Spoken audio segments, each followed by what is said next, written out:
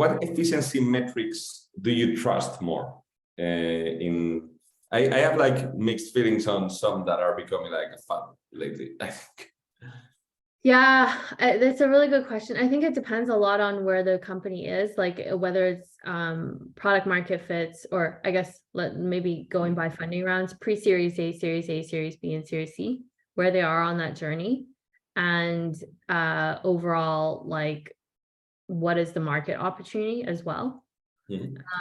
But generally, as the company grows and scales from that journey, I think firstly focusing on gross margin, which people haven't really been looking at closely in the last several years, is important. It's so foundational, not only to any sort of SaaS, VC-backed business, but to any company that you look at. Because, for the finance speaker, the concept of operating leverage is important.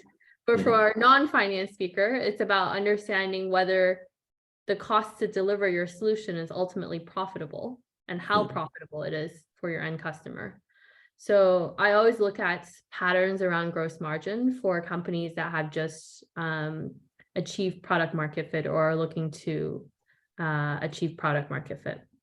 And then as they scale up, and also because we only focus on SaaS companies, as they scale up from product market fit to go to market fit, then we look a lot at, CAC payback and how that translates to the customer segment they're going after, the verticals they're going after, and how that also then is aligned with their annual contract value and total contract value.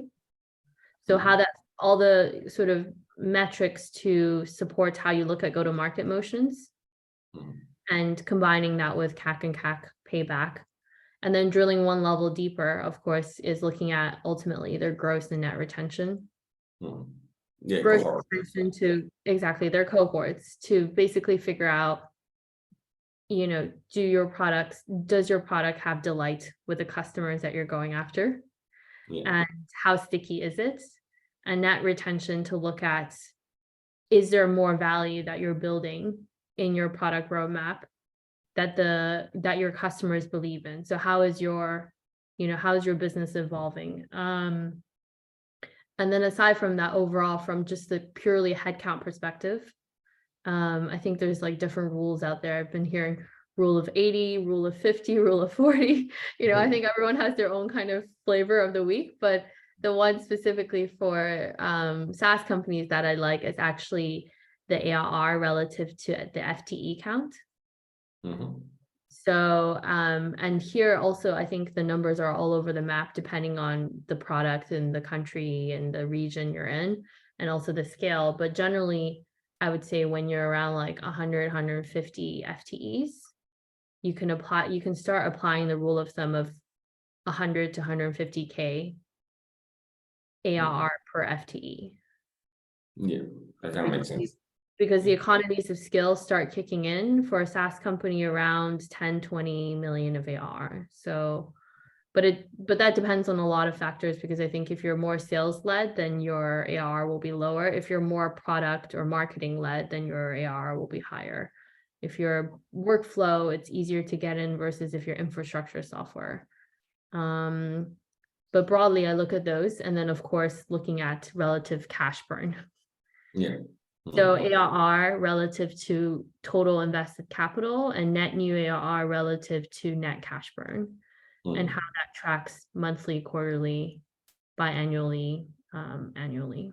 Yeah, and the improve stuff. Yeah, in my opinion, the most undervalued metric is basically the cohorts and the cohort analysis in general.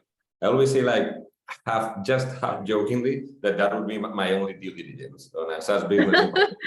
I mean, like, okay, this is all I need to see. I mean, obviously, once they are. I know other CFOs that would also agree with that. Exactly. For sure. So, I guess it's like so clear to see, like, it's not about acquisition. It's not the vanity metrics of like acquisition. Yeah. If you have a product, if you plant 100 euros now, those 100 euros in a year, they are 120 euros. That's all I need to know. That's basically so. And then we will figure out how to acquire clients. And okay, there may be a problem of market size at some point, whatever. But yeah, that's basically. And yeah, I don't like with the standard unit economics of LTV CAC.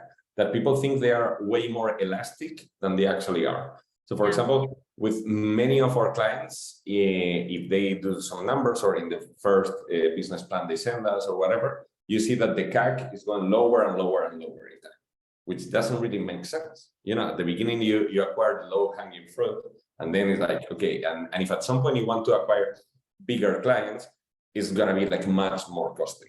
And like with many of our clients, it's like CAC keeps going down in the future and ACV keeps going up. This is not going to happen. But let's see how the ratios go. Or also like also with CAC, many people like calculated like not taking into account many costs, and this and in the end you end up with crazy good in theory unit economics, but then it's like, okay, but what expenses in the company are destined to acquire new clients? And that's it. It's like, no, but the head of sales doesn't sell himself. Like, I don't care. Like, he's there to acquire new clients and to make the company acquire new clients. So with those, I'm a little skeptical always on like how they are calculated, how elastic they really are. So like if the CAC is 100 euros, if you invested 10 times more, you are gonna get like 10 times more client. Let's see. And let's prove it little by little and stuff. And anything that is more focused on retention than on acquisition, I prefer to go there. So usually, actually, one first analysis we do many times is to project the SaaS drill down, like on new MRR, churn MRR, reactivation, upsell, and stuff. We project the new MRR linearly, like with the you know, the new MRR, like the figure, not the percentage. The figure, if it was 5,000 per month, then 5,000 per month. And the other ones, the percentage change, we project it as well. If it's 1% churn, then we project 1% churn in the future. And this is like, we go to our CEOs and we say like, this is the base case. If any KPI is going to improve, you have to tell me why. Because many times like upsell has been 1% forever. And next year we're gonna have 4%. And like, why? You know, what happened? Like, what's the product development behind that? Where's the expense that leads? Where's the investment that leads to this improvement? And yeah, like with many of those things, it reminds me again of being the bad cop, of being like the down to earth guy. Like, let's put some numbers behind this. But it's a challenge, and I think now like the rule of 40 or that they claim of the EBITDA margin plus the ARR annual growth or the burn multiple and stuff. I think many of those like miss the point, and I care more about like the evolution of almost any metric than of the comparison to a certain benchmark. It's like the LTV CAC needs to be higher than 3. I wonder who said that for the first time. And then I'd rather see like growth and logic behind it than 3.0.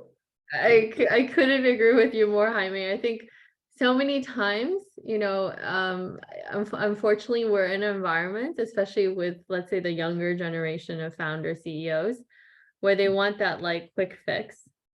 And tell me how does this stack up to the SaaS metrics? Like, I just want to figure out how to calculate SaaS metrics. But to do that well, you need to have the context behind what the metrics actually mean and what they signal, rather than trying to have a box that fits every single company, which is just, you know, not the case. And I like how you said the focus on the cohort analysis, because it's so fundamental. But I'm curious, like, to hear from you, of the companies you work with, like how many of them are actually familiar with cohort analysis before you even get involved? Usually it's like one of our first calls with them is like educating them on like, this is how it works.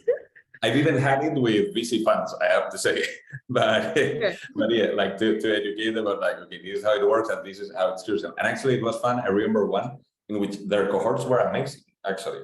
And I was like, you know, guys, like on your deck for investors, like put it on the very first page. You know, this is it. Like put the screenshot there.